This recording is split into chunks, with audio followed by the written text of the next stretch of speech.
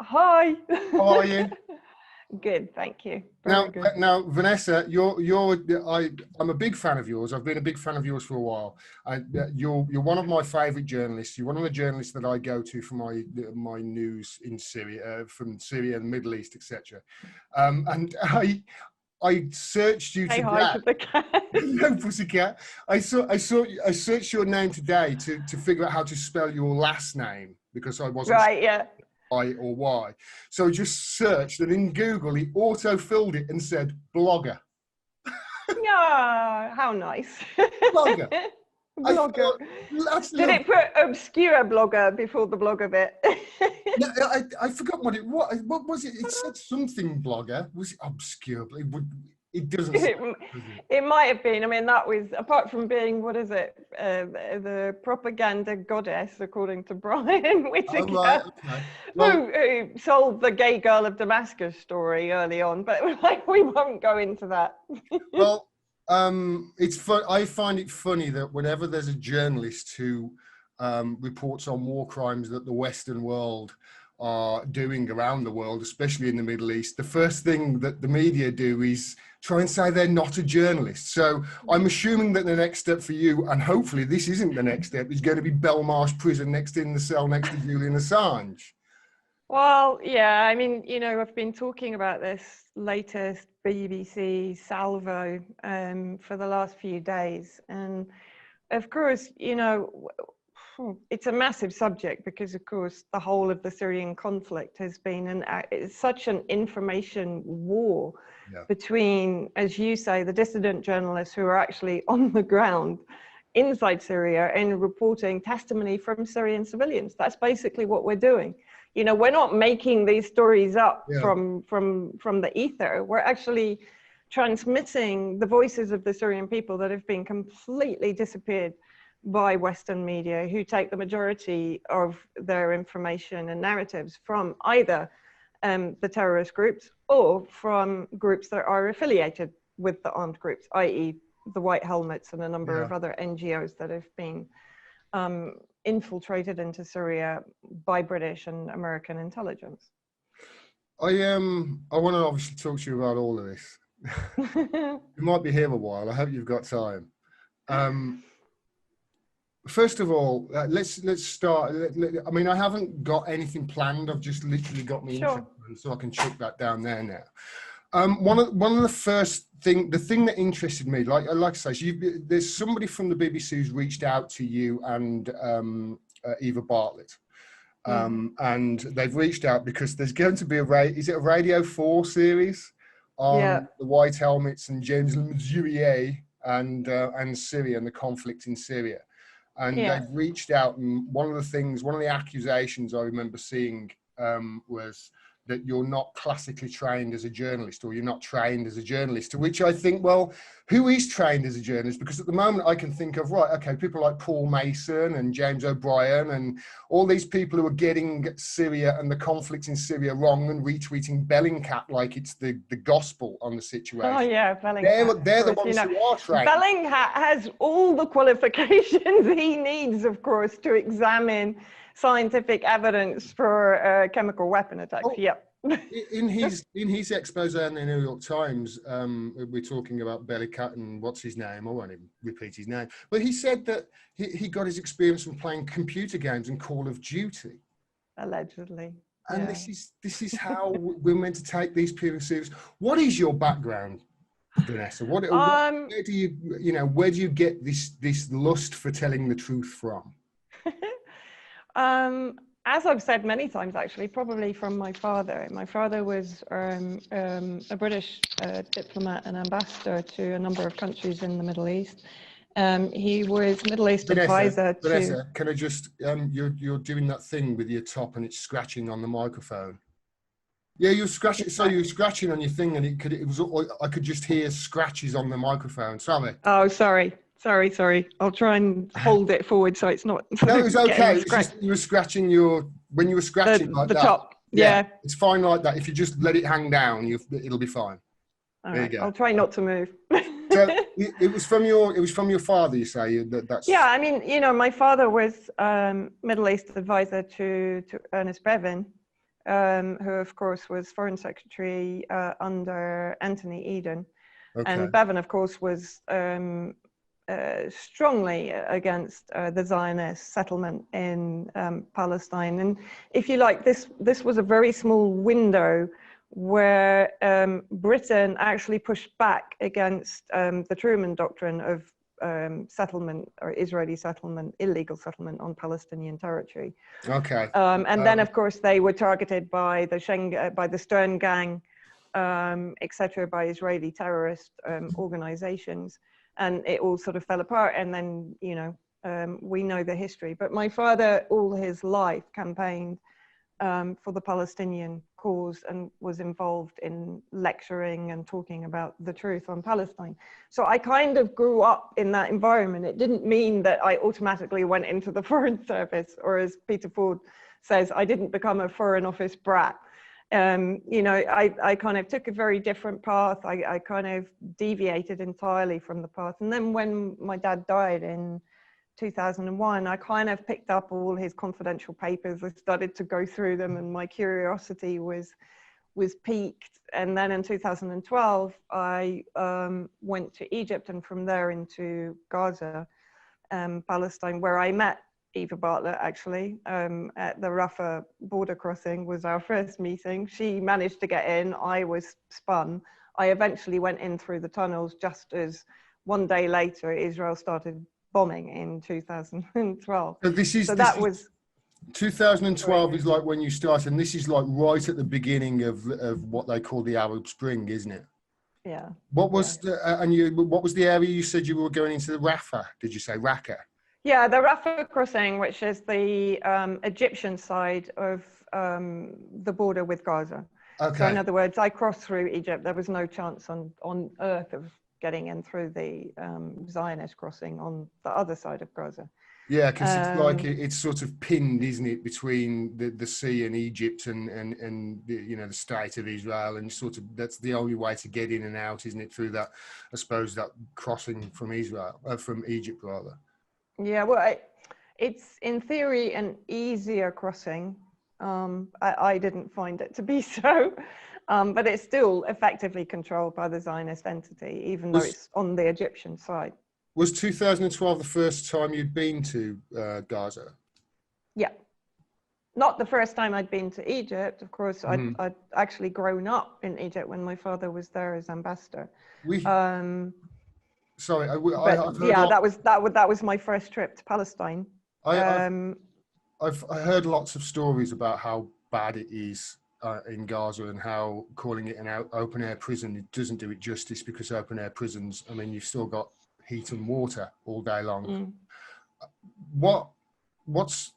How can you explain it to people who haven't been there, and how can you explain it? What we're seeing, is that like the tip of the iceberg, or is it overblown?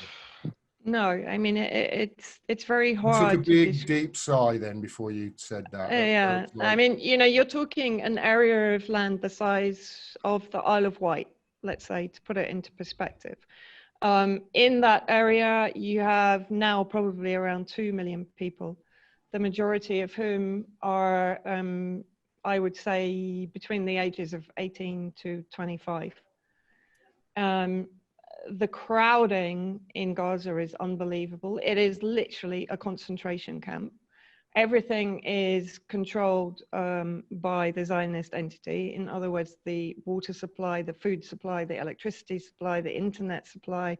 You have to pay in shekels, which is the ultimate humiliation for these people. And, you know, when Israel decides to, as they euphemistically call it, mow the lawn, it's like shooting. Oh, you're frozen again. Fish in a barrel with no, you know, but they have nowhere to go. Yeah. It's an area which is completely overcrowded. They can't escape. They can't escape by the sea because, of course, there are the fishing limitations which are constantly being altered and reduced by the Zionist entity. Yeah. The sea itself is filthy. I can't remember the tonnage of sewage that Israel pours into the coast off Gaza. So effectively, everything is polluted, everything is contaminated. the water supply into Gaza is often contaminated or destroyed, of course, by the bombing campaigns. The 2014 bombing campaign was actually probably the worst I think Gaza has ever seen, and the decimation and destruction after that campaign is still not being addressed. It's still not being rebuilt, and you know, so the people are continuing to live in what is an open air concentration camp in absolutely dreadful conditions. I mean conditions you can't even imagine. I mean, if for example you go to any of the beach camps, the original sort of refugee camps, Shati beach camp, for example, people are literally piled on top of one another in these ever increasing high-rise apartments, with barely any electricity or water, very little sewage treatment. So when, for example, there's a heavy rainfall, the streets are literally flowing with sewage. And at any time, I mean, for example, every single day you will hear gunshots off the coast because the Zionist warboats are attacking the Gaza fishing boats. Yeah.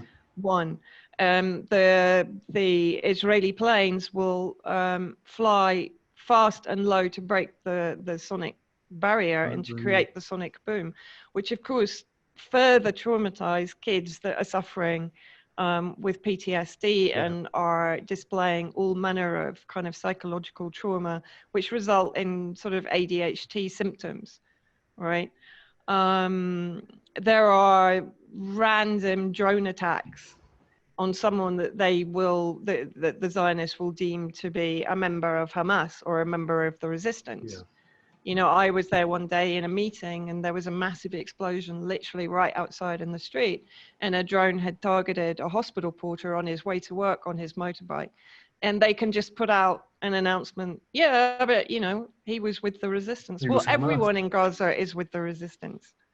So everyone is actually effectively a target. This is the same. This is the same as the Americans, isn't it? That, you know, that if you're male and you're over 18, you're a terrorist, as far as at least in the statistics. Even though actually, when you look into the statistics, 9 out of every 10 person who gets killed in a drone strike is actually just an innocent person who was, you know, gets caught in what Sam Harris would call collateral damage, which I think is a disgusting term. So. You obviously witnessed this in Gaza in 2012, 2013. From there, did your sort of reporting branch out into the wider area? Yeah, I mean, actually, interestingly, you know, I have tremendous faith in the actual Palestinian resistance. In my opinion, and it's a controversial opinion for many, Palestine is occupied three ways. It's occupied by the Zionist entity. It's occupied by its own leadership, Hamas and Fatah. And it's occupied by what I call the NGO complex, or the smart power complex, which increased dramatically from the Oslo Agreement onwards, to a point where now every single sector of Palestinian life is controlled by what are effectively, of course, Zionist and US-backed NGOs, right, that control education, they control agriculture, they control health. When they say NGOs, these are non-governmental organisations. So basically what they're doing is putting in companies that the governments are working hand in hand in, correct? Yeah, and I would always argue the term vociferously NGO, because the majority of NGOs are government funded. I mean, as for example, the White Helmets in Syria, it cannot possibly in a million years call itself an NGO because it's funded by all the governments waging the war against Syria, right? So, you know, my point is, I've forgotten what we were actually, when I was in Gaza in 2013 in April, there was a huge attack by Israel in Damascus. And at the time, people were wondering whether it was a tactical nuke attack because of the mushroom cloud that came up from the explosion. And I remember interviewing one of the leading spokespeople for Hamas, and he basically, I mean, my jaw just dropped at that point, because he told me, yeah, but it's understandable, you know, Damascus was supplying weapons to Hezbollah. And, you know, I mean, my kind of illusion had been that Hezbollah and Iran and Syria were basically the main supporters of Hamas. Hamas had taken up residence in Damascus for a while before they moved to Doha. And that kind of set me thinking about what was going on in Syria, and the fact that things were not quite all that they seemed. And so then I started to sort of unravel it, to speak to people. I spoke to Eva Bartlett. She had founded the Syria Solidarity Movement at that point. So I joined that, and then we all started kind of talking about what was going on and researching. I then had to come back to France for medical reasons. I actually was diagnosed with cancer in Gaza. I had to come back to France for treatment. And so that kind of kept me housebound for about, yeah, I'm fine.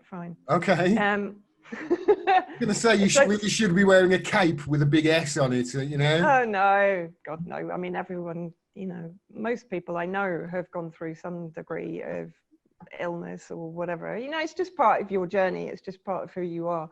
That's how I look at it. If you were a celebrity, you'd be on Twitter and you'd be milking it right now. But well, I don't know. I don't see the point. I mean, you know, it was actually, how can I put it? It was actually a relatively pain-free treatment. I mean, I had surgery and I refused chemo, and I did a fair amount of alternative treatments, and I'm fine. Okay. So, and then basically, to fast forward, then I tried to get a visa to go to Syria in 2014-15. Just, you know, all these people that say we're given visas by the Syrian government and we're facilitated. No. Didn't quite happen like that. You were refused to make it in, and you had to jump through another hoop. It took me 2 years processing, and eventually I entered in 2016 with an American peace delegation. I was the only Brit on the peace delegation, which was quite amusing. Everyone kept assuming I was American. Okay. And during that trip, we had a 2-hour interview with President Assad. But we also met members of the opposition. We met faith leaders.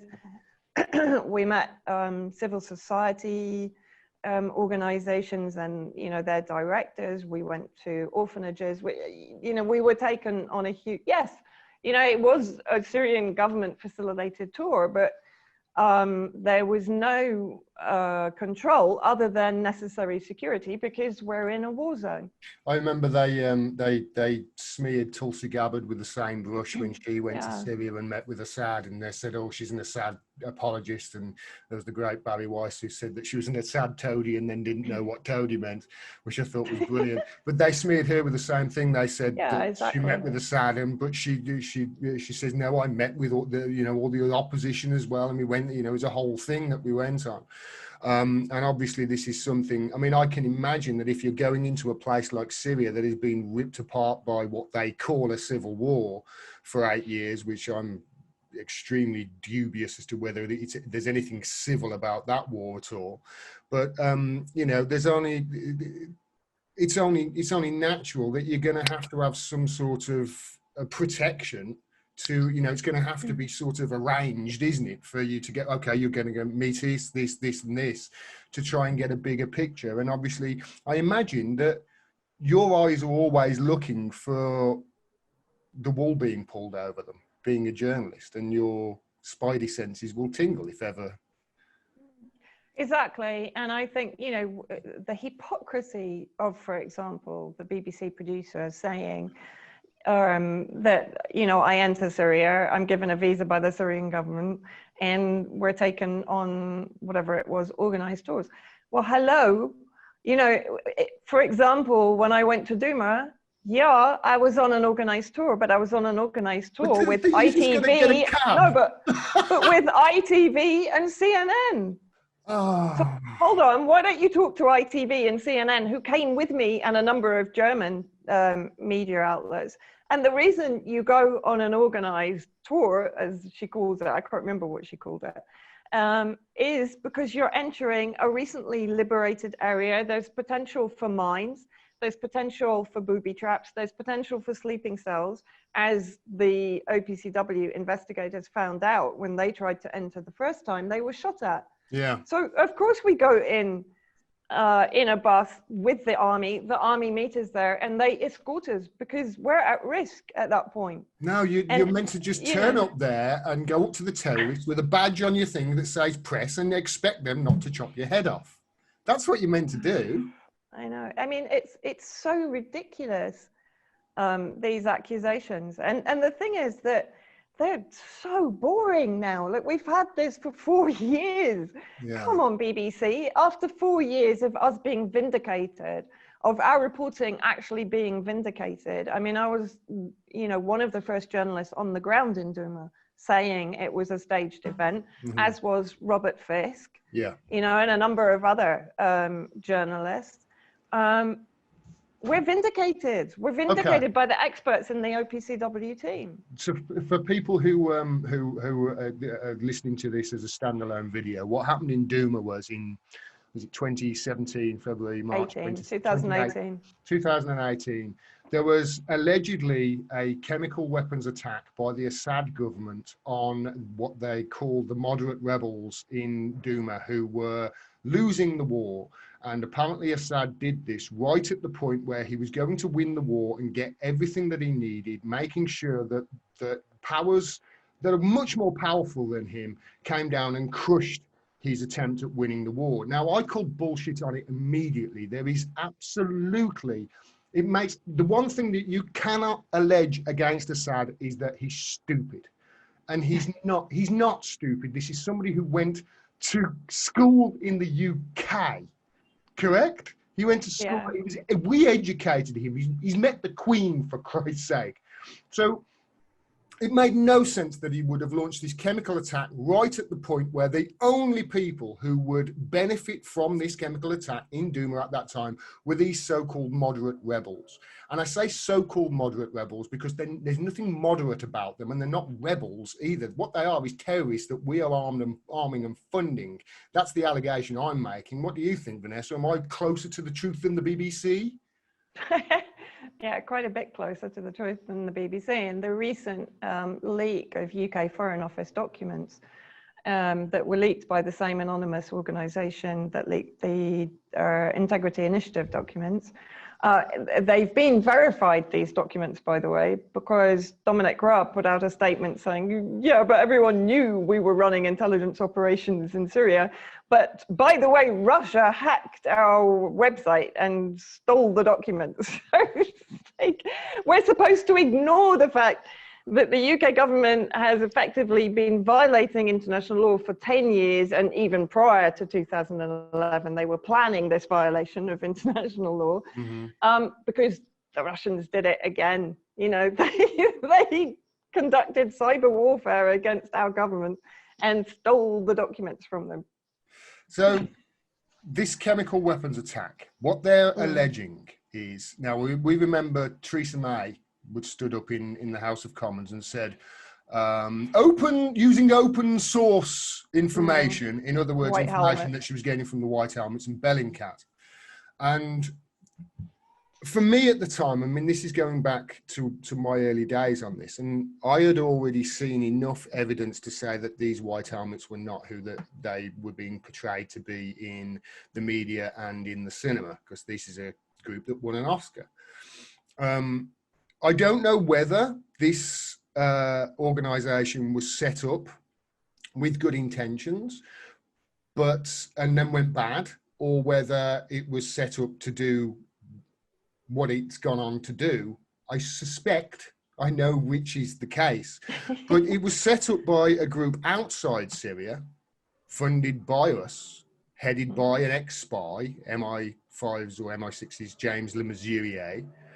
And he set up this, it's called the Syria Civil Defense, isn't it? Explain why that is, Vanessa. to give the illusion that it's anything to do with Syria, isn't it?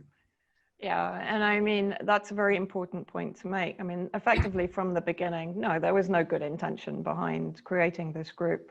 James Le Mesurier, the founder, as you said, in 2013 in Turkey and Jordan, had a history of remodeling Al-Qaeda. I mean, he'd worked on the transformation of the KLA, the Kosovo Liberation Army, which was effectively comprised of Al-Qaeda and Albanian mafia warlords, both of whom were guilty of cross-border organ trafficking, while James Le Mesurier was in the process of transforming and whitewashing them into the Kosovo Security Corps under the direction of Bernard Kouchner, who was the then UN representative in Pristina in 1999. So fast forward to Syria, and at the time that we know from the leaked documents, although we already knew from documents that I'd found, for example, in the East Aleppo Nusra Front headquarters, that the British government was involved in the funding of groups that were both working with the terrorist groups, which of course are Al-Qaeda dominated, and producing the propaganda to corroborate UK foreign policy in Syria, which of course is the removal of the Syrian government. Now that's been corroborated by a UK policy document, which I think was published in April 2017. And it actually states in that document that that is the role of the White Helmets, and this is the wording of the document, to provide evidence to corroborate the case against the Syrian government and the Russian allies, right?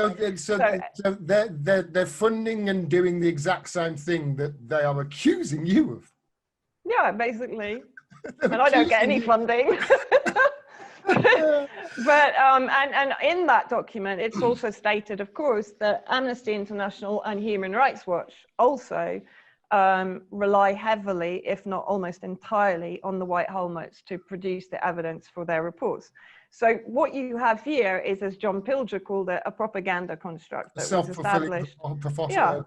They and, can create their own news. And, if you look at the reason we went into Iraq, which again was defended by the BBC, was of course the dodgy dossier on the weapons of mass destruction. What the White Helmets have been tasked with fabricating or with staging are the chemical weapon attacks, in my opinion. And so forward again to Duma, let's ignore the questions and the discrediting of the Ghouta attack in 2013 and the 2017 Khan Sheikhoun attack.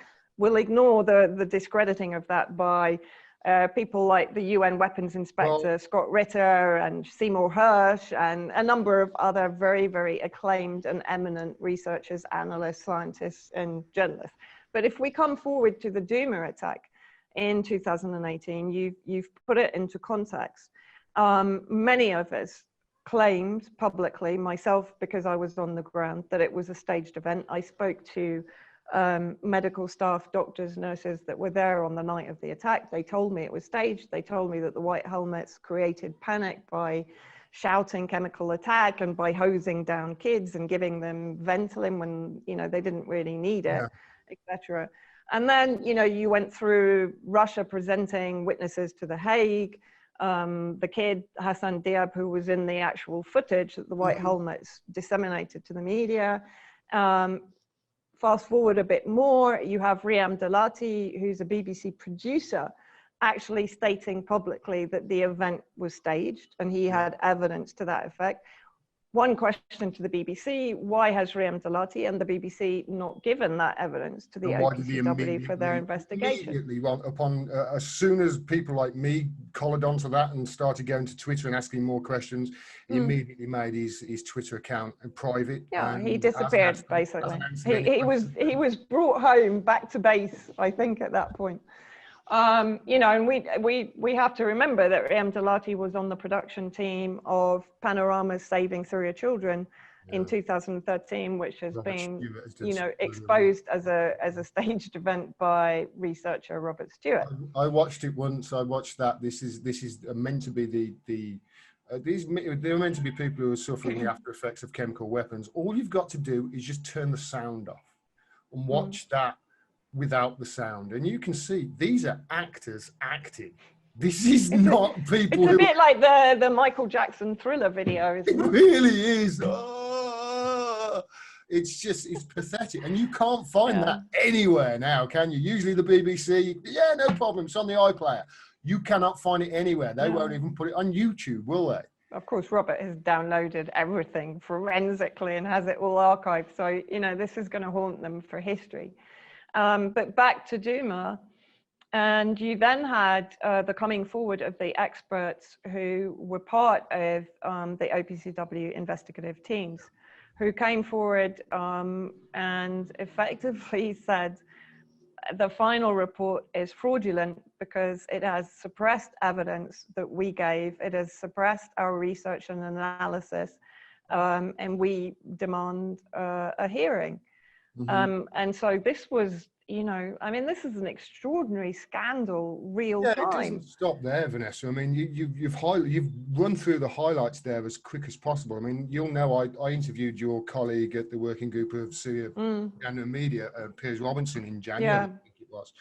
And we went through, I remember going through with him, and these are meant to be people who have died from a chlorine attack. Now, chlorine attack kills roughly, I mean, there's been lots of chlorine attacks, so we've got lots of statistics and data on this. Chlorine attacks usually kill about 1 in 20 people.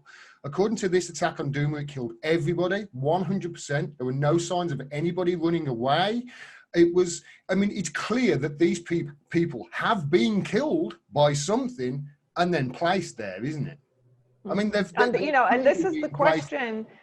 Yeah, and this is the question that the BBC has not asked. Who killed those civilians? No, they just keep saying, so Assad's never done a chemical weapons attack, isn't it? It's like, no, that's not the question. The question is, did he do this one? Look, at the end of the day, if you look at the kind of the cui bono, who benefits from these narratives, these chemical weapon narratives, certainly not President Assad, certainly not Russia, who, by the way, is in charge of making sure that Syria doesn't use chemical weapons, right? Those who benefit are the US coalition and the armed groups, because they know that they can halt an advance of the Syrian Arab army simply by calling chemical attack. I would say the people who are going to benefit from that are what Julian Assange would call the regrettable elements within the West. Yeah, exactly. People aren't all bad, but there are some who are awful. And these are the people, it seems, that are running these operations. Yeah. So, you have a situation where you have to start asking the questions. If the OPCW is prepared to produce a fraudulent report in order to justify the unlawful aggression of the UK, US, and France after the Duma chemical attacks, alleged chemical attacks, then you have to start questioning its previous investigations into Khan Shaykhun, which of course led to President Trump launching, I can't remember how many, 50 odd cruise missiles into Syria. And then Ghouta, and of course the Ghouta chemical attack, if we look at the context of that, there had actually been a chemical attack by the armed groups, by the terrorist groups against civilians, Syrian civilians and Syrian army in March of 2013 in Khan al-Asl, which is close to Aleppo. It took the UN 6 months to organize a team to come and investigate that crime.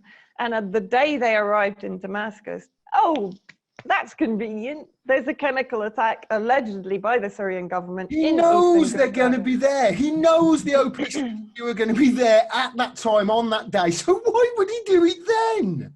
Well, as Elliot Higgins said to me at one point, he said, because they're all dumb as bricks. That's his conspiracy theorist argument. It's like saying at the moment that, Donald Trump, or the last few years, Donald Trump, he's Vladimir Putin's puppet, and really the people who are running our country are Russia, and he's a threat to our national security. It's like, okay, fine. If that's your where you stand, why have you just given him $700 billion for war? Why have you done that then? And it was the Democrats that said, yes, no problem, and ticked it. Yes, he's Vladimir Putin's puppet. Let's give him another 100 billion for some more rockets. And that makes no sense whatsoever, does it? To be honest, in all honesty, nothing makes any sense. And until you actually start to engage your rational brain and stop listening to Western media, whoever it is, CNN, Sky News, BBC, The Guardian, Channel 4. Channel 4 have been one of the worst of simply running. I mean, I've had run-ins with Channel 4. What was it? Oh, God. What's the... just forgotten his name, the Irish journalist. Oh, I don't know. The only one I know is Alex Thompson. No. Oh, I've had run-ins with him as well. But anyway, it'll come to me. But this guy, there was a point where I was actually in East Aleppo. Channel 4 had run an Al Jazeera video. And of course, Al Jazeera are well known for falsifying videos. If people want to have a look at a film I made with a Syrian documentary maker, and the film's called The Veto. It's on my YouTube channel, and it's about an hour and 10 minutes of falsifying media reports, basically, from the very beginning of the conflict. And Channel 4 are involved in it. And I remember having this conversation with this Channel 4 reporter, and they'd put out this Jazeera report without any editing at all, claiming that the Syrian government had bombed a premature baby unit in East Aleppo. And in the footage, which, as you said, has now strangely disappeared, I have it downloaded. You see the nurse in the midst of all this smoke go into the premature baby unit, pick the so-called premature baby up like a rugby ball and basically carry it around like this, like showing it to the film, completely, either it's a doll or it's in rigor mortis because it died an awful long time ago, right, sadly. So she's holding it like this, she walks out of the room, cut to the next scene where she gives a live, much bigger baby to the nurse to hold to camera. And I remember saying to this Channel 4 journalist, are you serious? If you have children, ask your wife to look at this footage, right? And then he started to get a bit shirty with me, and he started to say, you trying to tell me that, you know, they falsified these, as if, you know? And I said, well, as if incubator babies, Q8, as if weapons of mass destruction. I mean, no, you know, we've never done things like that before. And oddly, when I next looked at the Channel 4 report, they'd taken out that section of the rugby ball baby, but kept the rest of the report, right? So clearly they admitted that, you know, that looks a bit dodgy, actually. Again, it's, you know, it's accusing your opposition of doing the very thing that you're guilty of, isn't it? You mentioned the Channel 4 there. I remember doing a video a while ago about when the families from Douma went to The Hague and testified that no, it wasn't a chemical weapons attack. Actually, what happened was we were in the tunnels and there was some shelling and the kids got hypoxia, just as people like yourself and Robert Fisk reported. And they were saying this, they were on the stage, and the Channel 4 guy, and this was in the news segment as well, I've actually got it on my computer somewhere, and he looked at and he said to the directors and to the people who brought them, have you got no shame? As if like you're lying through your teeth here. It's like, no, these are people were at Douma, and they're saying that it wasn't a chemical weapons attack, and you're a reporter. What is going on here? If you're not reporting, you're just, you know, casting assertion. What is going on? Because you're not clearly not there to report and tell us the truth, are you? You're clearly part of a massive propaganda campaign. And this is what I see Syria as. They want regime change. And when I say they, it means those regrettable elements in the United States military-industrial complex. And we're on their coattails doing the propaganda while they try and arm and train and fund these terrorists on the ground. That's what it looks like to me, Vanessa, just as a guy from Wolverhampton, you know, who's looked at the information that at hand and just thought, well, what the mainstream are telling us is clear bollocks, isn't it? Well, I think, I mean, I would slightly disagree with you that Britain is on the coattails of the US. I would actually say Britain is running the intelligence operations. I always say Britain is the intelligence, America is the muscle. So America, yeah, you're right. America is supplying the hardware and the equipment. Britain is not. For example, in March this year, an SAS operative was airlifted out of the south of Syria, which has been liberated, by the way, from the armed groups by the Syrian Arab Army in Russia, and is operating under the Amnesty and Reconciliation Agreement. But an SAS operative was airlifted to, I believe it was to Jordan for hospital treatment after he'd been injured in an IED explosion.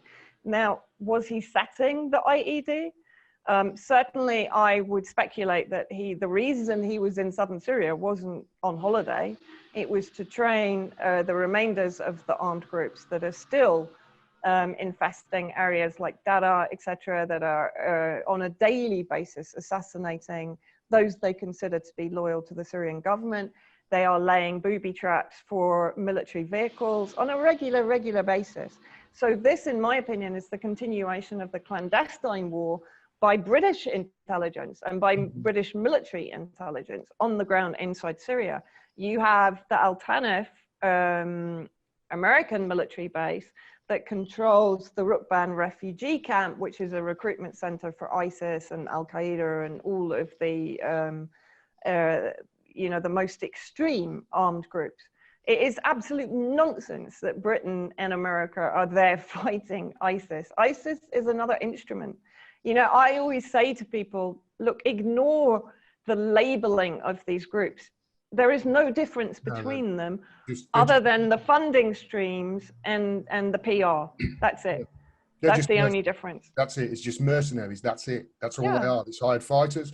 If we're funding them, we'll call them moderate rebels. And if Turkey are funding them, we'll call them terrorists. It's just as simple as that. That is it. They're the same people. They'll call themselves Al-Nusra, Al-Qaeda, and all these different names. But the fact is, they're all the same people. And I remember you reminded me of Alex Thompson. We had a bit of a spat on Twitter at one point because he was saying to me, regarding my testimony inside East Aleppo, as civilians were coming out and destroying Western media narratives by their own testimony. And I remember his condescending little tweet to me, which was along the lines of, well, my dear, you know that they're only going to say that when they're in Syrian Arab Army hands. I was like, most of them are relatives of the Syrian Arab Army, you pillock. And then I remember, oh God, I've done it again. I've completely forgotten where I was going. You're bad as me. You don't smoke. I know, sorry, my brain just gets carried away with information. So the white, to circle back quite a little bit to the White Helmets, because I want to talk about this wonderful organisation a little bit. How closely hand in hand were they working with Al-Nusra and Al-Qaeda? Because I've seen a video by Carla Ortiz, who goes into Aleppo, and I think it's Ghouta she goes into. And the White Helmets building, with all the White Helmets posters, and there's even White Helmets jackets on the floor, etc., is right next door to the Al-Nusra headquarters. And she reports that when she went in and said to the people at the White Helmets here to save you, they've gone, who? And she's them with the jackets. Said, oh, no, they're with the terrorists, the locals are telling her. Is that what you've seen? Yeah, I mean, I actually entered all of those headquarters. I was probably the first, alongside Pierre Lecour, who's a French humanitarian that was based in Aleppo for the longevity of the war almost. I think he came in around 2014-15. And certainly in every single area that I visited, which included Dada, where I actually interviewed still operating White Helmets, we sort of stumbled on them actually, because it was still during the Amnesty and Reconciliation, and it was kind of one of those surreal moments where we were in a Nusra Front Center, we turned, and our guide, who was a former armed group member carrying a Kalashnikov and driving a really flash pickup truck, and who'd been involved in the massacre that I was actually investigating of Syrian Arab Army soldiers. So the whole thing was kind of very, very weird, right? I think the only thing that actually protected me was the fact I was British. So they assumed I was on their side. So actually they were very happy to take me to where they had effectively killed and decapitated and tortured all of these Syrian army soldiers, and then brought them back to an area close to where the White Helmets were operating. And then according to civilian testimony, the White Helmets were enabling and helping with the dismembering of the bodies of these soldiers and putting them in plastic bags and throwing them on rubbish heaps. So by chance, we entered the actual White Helmet Center where White Helmets were still operating under, at that point, the Russian managed Amnesty and Reconciliation. And not only that, but I'd met, at that point, one of the leading armed group member leaders turned up, who'd been working previously with Al-Qaeda. He was in the engineering corps, so he was producing all of the 500-ton missiles that were being fired into civilian and army areas during the conflict, Atam al-Krad.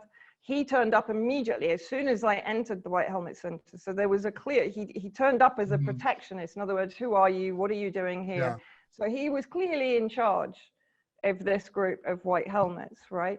As I said, the only thing that kind of saved me was the fact that they assumed because I'm British, they started talking to me, well, we haven't been paid for 6 months. I mean, they literally said that to me. They said, can you talk to your government and like get the funding turned back on? Quite profitable to be a White Helmet, isn't it? Pays quite well. Well, yeah. You know, so it was a sort of, you know, and this is what kind of makes me laugh, is when the BBC says, but you haven't talked to any of the White Helmets. You haven't made any effort to communicate with them. Well, yeah, I have. I've spoken to former White Helmets. And they're telling you this from their desk in London. Yeah, exactly. I've probably got about 5 minutes left on my computer just to warn you, because it's just put its green light on. obvious quick spot. What do you think? This Radio 4 program that's coming up that they're going to do, is there any way they're going to paint you in a good light here, Vanessa? No, absolutely not. It's going to be another smear attempt. It's getting quite old now, isn't it? Well, I mean, I think the only, let's say, development from the BBC is they've actually issued a veiled legal threat. They've actually said, because I have, my opinion is that the White Helmets are a legitimate target in a war zone, because they're embedded with Al-Qaeda, because they carry arms, because they provide surveillance for Al-Qaeda, because they've been involved in the war crimes that Al-Qaeda have committed. My opinion is I consider them to be a legitimate target. Now, what the BBC have said is they've spoken to a humanitarian lawyer who has said that on the basis that I meet with Syrian ministers and I have, in their view, incited the bombing of the White Helmets, and of course I have so much influence over Syrian and Russian military that they will do my bidding immediately in one of the biggest sort of global war theaters since World War II, then I'm potentially liable. Now, my view on this, and the view of a number of people, is that the Julian Assange trial, which is effectively torture, incarceration, kangaroo court trial in the UK. I've been saying it for 3 years. Is effectively emboldening the media outlets, and particularly those that are effectively extensions of state power, like the BBC is, to issue threats to dissident journalists that are exposing the BBC lying by omission, censorship, and systematic support of UK Foreign Office policy in, for example, Syria, and previously in Libya and Iraq, etc., etc. It doesn't matter where, right? That's what the BBC does. It supports UK neo-colonialist war efforts wherever it is, right? And so I think what we're seeing, and along with the Overseas Act, which has now given the right to British soldiers to commit war crimes, the Secret Service Act, which is now allowing MI5 to commit crimes. If the BBC designates someone as a bad guy, they can basically go and take him out, or they can do whatever they need to do in their view to get information. They can torture him, etc. So we're entering an age of lawlessness under the cover of COVID-19. I know we haven't really touched on that, but you know, the power grab that is going on right now is affecting all of us, and particularly it's affecting media, which is exposing the power grab, which is exposing the hybrid war that has been waged against foreign nations for decades and is now, in my opinion, being waged against our own populations, right? And so I think we're at a kind of a tipping point where I think we as independents have to start fighting back as a uniform, as a unit, you know. We're all a little bit maverick, we're all a little bit independent, we're all a little bit, you know, we have to be to do what we do. We're not paid for it. We do it because we believe in it. You're kidding me? No, you know, we do it because we believe in it.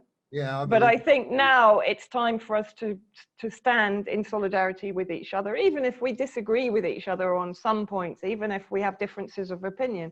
It's time now to push back against the media machine, which is going to try and crush us. That's my opinion. I fully believe this, Vanessa. I've been telling everybody for the last 3 years. I made myself ill telling people this. Julian Assange, he's the person, we stand arm in arm with him. He's where we draw the line, because if we free him, if you want to know the truth about anything, that's what we need. You want to know the truth about Prince Andrew, Jeffrey Epstein, any of this, truth about Trump, truth about Biden. Imagine if WikiLeaks would have dropped those Biden emails. Nobody would be questioning the veracity of them then, would they? They couldn't. Why? Because they've got a 100% record. This is who we need to stand arm in arm with. It's people, it's Julian Assange, it's WikiLeaks, and I'll be standing there right with you, Vanessa, because I think you're awesome. And I think it's just a shame that James Le Mesurier fell out of a window, because we get all the information, and it was just a total coincidence that happened, didn't it? Yeah. And a total coincidence that a BBC journalist, Mark Urban, immediately tweeted out that it was a state hit and it must be Russia, and then deleted the tweet. Mark Urban, who met Sergei Skripal not long ago. Yeah. Remember that? Yeah, you'll have to come on and talk to me some more, Vanessa, when you've got more time. I really... Yeah, no problem. When I've got more time and electricity, thank you, sanctions. Please let me know. You've got to come on again soon. I will. I'd love to. Thanks so much for all you do. You're awesome. All right.